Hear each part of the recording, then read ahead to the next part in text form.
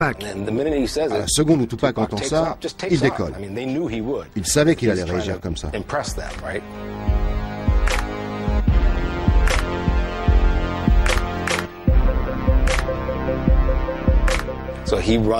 traverse la salle de jeu et se met à frapper Anderson. Les autres sont juste derrière lui. Tupac est le premier à cogner et les autres suivent. Ils lui tapent dessus, lui mettent des coups de pied. Anderson est à terre. Cela a l'air d'être bref comme ça, mais en vrai c'est une éternité. Cela dure près de 20 secondes et ils sont. Cela a été coupé pour la télé, mais si vous regardez l'intégralité de l'enregistrement, on voit bien Tupac qui emmène tout le monde et Suge Knight qui le suit. Ils zigzaguent dans le casino. Ils ont cet air « Ah, qu'est-ce qu'on lui a mis ?» et ils sortent. Orlando est humilié, mais il refuse de porter plainte. Orlando traverse la rue et retourne à son hôtel. Et là se met en place un système de communication fascinant. Aucun journal n'a ça. Je pense que même la police n'a pas ça. Ça part dans tous les sens. Du nord au sud, cela traverse le pays entier instantanément. Il y a des mecs en prison tout au nord de l'Amérique qui sont au courant de ce qui s'est passé et de qui l'a fait avant même les flics ici au sud. En quelques minutes, tout le monde est au courant. Le chef des Crips est là, d'autres Crips sont là. Ils n'avaient rien prévu, ils étaient venus pour le combat. Ils se réunissent en secret et là, ils décident de tuer Tupac. Avec tout le respect que je lui dois, parce que c'est un mec bien et tout ce qu'il a accompli, moi je suis un Crip avant tout. Tous les jours, mec. 7 jours sur 7. Les Crips, c'est comme une grande famille. Tu défends ce que t'as. C'est un amour fraternel. Si toi, il t'arrive quelque chose, je serai toujours là pour te défendre. Tu défends ta maison, n'est-ce pas?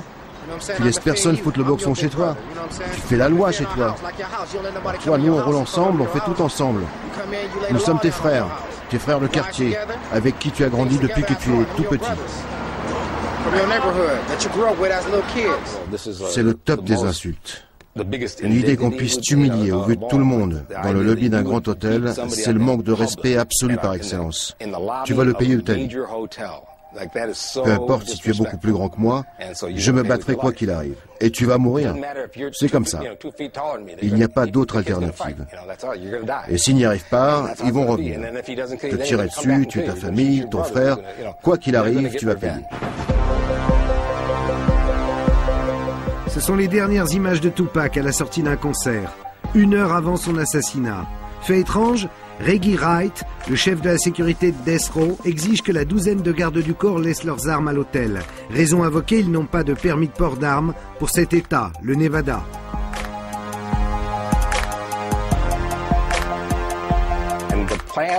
Le plan était de le tuer à la sortie du concert, parce qu'il serait là, devant eux. À un moment donné, le concert est terminé, il est obligé de sortir. Ils allaient le suivre et le buter. C'est ce qu'ils voulaient faire. Il devait y avoir 2 voitures, une Cadillac blanche et une Cadillac beige claire. Ils étaient tous armés. 4 mecs dans la première voiture et un mec dans la voiture suiveuse. Ils sont en train de rouler, ils tournent au coin d'une rue, le boulevard est vide, et là, devant eux, il y a un convoi de voitures de Death Row. Ils ne le savent pas encore, ils avancent dans la file de droite qui est vide, et tout d'un coup, ils voient Tupac, juste là, devant eux, dans la deuxième voiture du convoi. Et il n'y a personne d'autre. Évidemment, il y a des gens sur le trottoir, mais devant eux, personne. Donc ils accélèrent, arrivent vite sur lui, et là, bam, bam, bam, bam.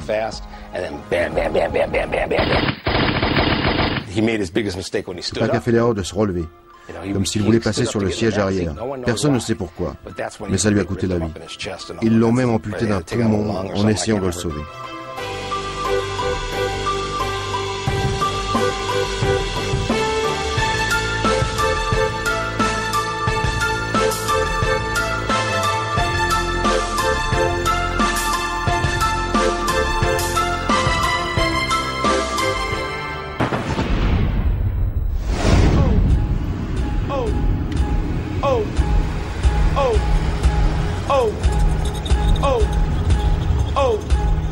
I received a call from Lieutenant Wright J'ai reçu un appel du lieutenant Wright. Mon lieutenant m'a dit que les personnes impliquées étaient des membres du gang du sud de Compton. Donc il m'a appelé et m'a raconté ce qui s'était passé, qu'il pensait que ça allait remonter à Compton. Dans les jours qui ont suivi, nous avons reçu plusieurs appels suite à des fusillades et à des meurtres dans la ville qui furent attribués aux fusillades à Las Vegas.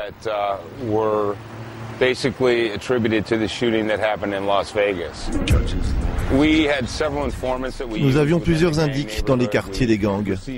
Nous avons reçu des appels nous prévenant que les membres des gangs apportaient des armes.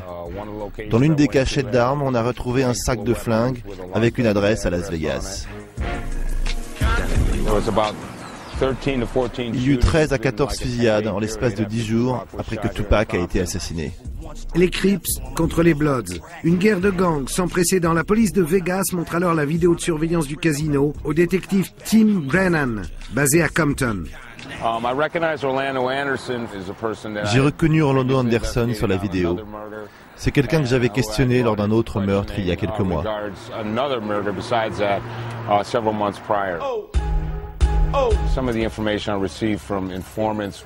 Mes indices m'ont informé qu'ils avaient vu une Cadillac blanche avec des membres des Crips du Sud aller à un magasin de stéréo.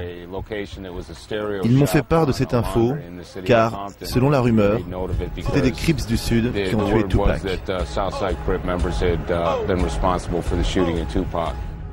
À Vegas, un membre des Bloods avait répliqué de loin et touché la Cadillac.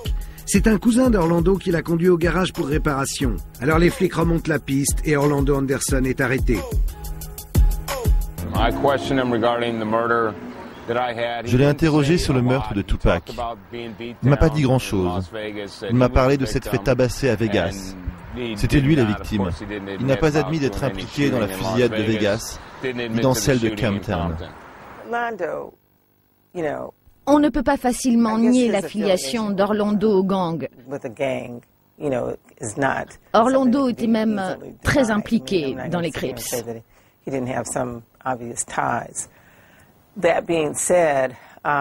Ceci dit, Orlando adorait Tupac et sa musique. Comme je vous le disais, quand la police vient l'arrêter très tôt le matin, il dormait avec ses écouteurs sur la tête. Et quand la police casse la porte et le tire du lit pour le menotter, ils ont trouvé un disque de Tupac dans son lecteur.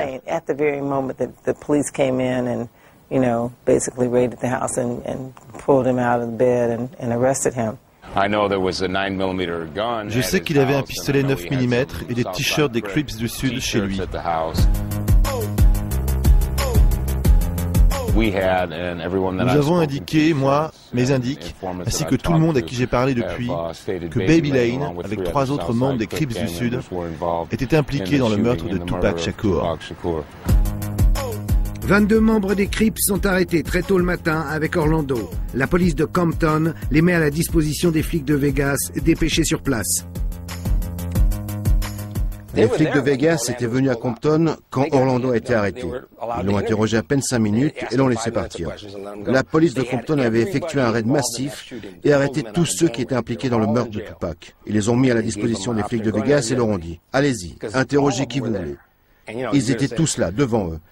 Ils auraient pu les prendre un à un et leur dire « Écoute, je te laisse partir si tu... » Il y en a toujours un qui craque. Vegas n'interrogeait personne. Ils s'en foutaient. Ils ne voulaient pas résoudre ce crime.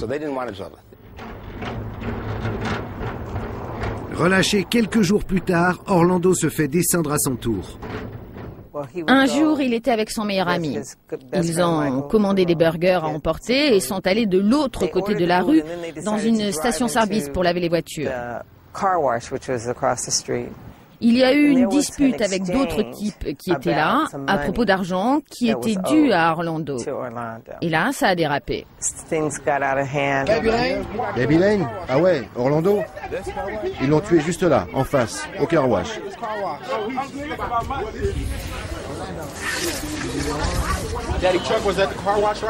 Mon père était au car wash le jour où ils ont tué Orlando. Ouais, son camion a été troué de balles. Tu sais qui l'a tué, oui? Ah, il veut pas nous dire. Il veut pas qu'il vienne le retrouver. Mais pourtant, il sait. Moi, de toute façon, j'habite ni à LA ni ailleurs.